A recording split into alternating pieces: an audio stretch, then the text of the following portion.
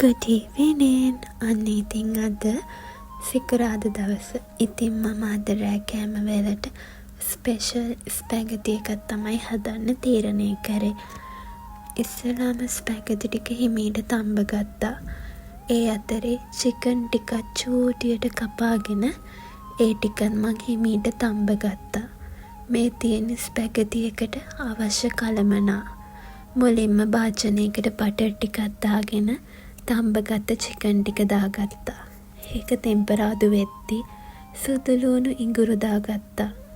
ඒ අතර රට ලූණු තක්කාලි දාගෙන ඒ ටික තෙම්පරාදු කරගත්තා.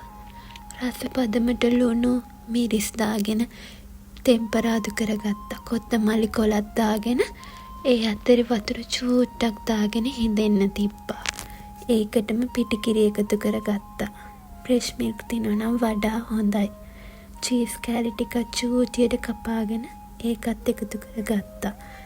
ඊට පස්සේ තම්බගත්ත ස්පැගටි ටික එකට එකතු කරගත්තා. මේ තියෙන්නේ ෆයිනල් රිසල්ට් එක. ඇත්තටම මං හරි ආසයි. රස කෑමක් හදලා පින්තූර ගන්න.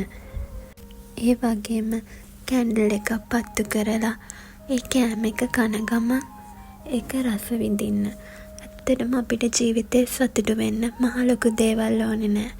මේ වගේ පොඩි දෙයකින් අපේ ජීවිතේට සතුට අරගෙන එන්න පුළුවන්. සුබ දවසක්.